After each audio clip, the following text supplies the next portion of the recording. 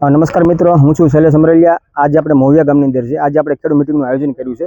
તો આજની તારીખ 17/10/2025 આજે ટૂંકમાં મોવિયા ગામના ખેડૂતો, ઘોઘાવદર ગામના ખેડૂતો અને તેમાં ગોંડલ ગામના આપણે વેપારી પણ આજે ઉપસ્થિત છે। આપણી સાથે ઉપસ્થિતમાં લોકનાથ એગ્રો જયેશભાઈ ગોંડલથી આપણે મિટિંગમાં હાજર છે। આપણે રાજ એગ્રો વિનુભાઈ અને છતાં વૈભવ એગ્રો આપણે નિલેશભાઈ પણ આ મિટિંગની અંદર આપણે હાજરી આપી છે। તો આજે આપણે ધર્માગોળ કપાસ વિશે વાત કરી। આજે આપણે પ્લેટિનમ કપાસની વાત કરવાના છીએ। તો પ્લેટિનમ તમને બે વાત કરી દો કે આ કપાસની ગુણવત્તા અને ખાસિયત શું છે। તો આપણે આજે જે ફીલ્ડ ઉપર ઊભા છે આ વહેલી પાકતી જાત પ્લેટિનમ છે।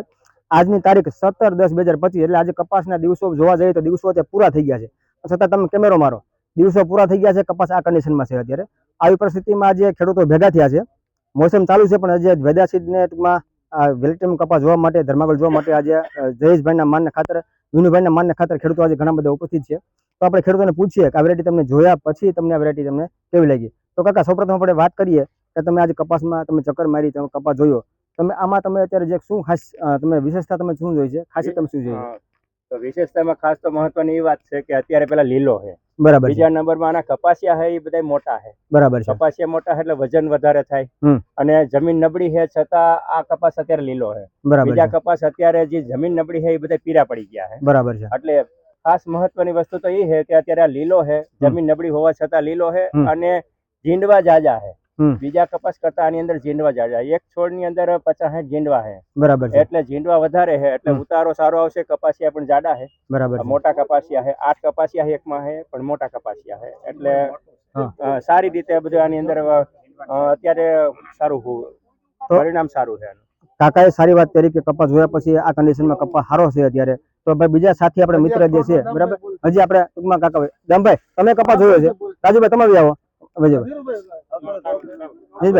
વાત કરો। હા, તો આપણી સાથે ઘોઘાવદર થી ખાસ આપણે પ્રગતિશીલ ખેડૂત નિલેશભાઈ આપણી સાથે મિટિંગમાં આવ્યા છે। તો નિલેશભાઈ સૌપ્રથમ તો રામ રામ। હવે તમે પ્લેટિનમ કપાસનું ફીલ્ડ જોયા પછી તમે આના વિશે શું વાત કરવા માંગો છો? કપાસની ભલામણ તમે શું કરવા માંગો છો?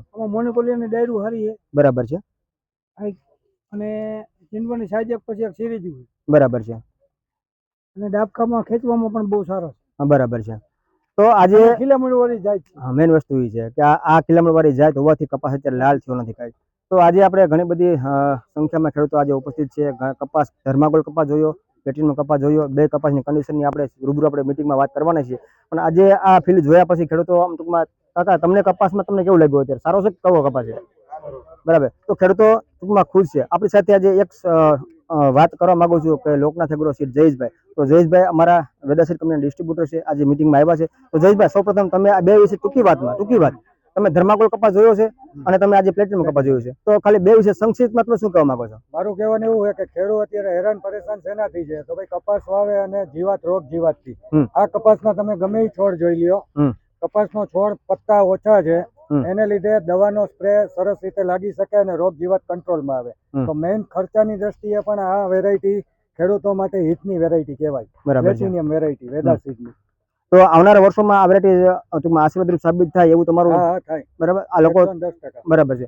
તો આભાર ખેડૂત મિત્રો આજે મિટિંગમાં આવ્યા બદલ, અને છતાં આપણે આ વેરાયટી વિશે આજે સારા ગુણધર્મ જોયા। આભાર।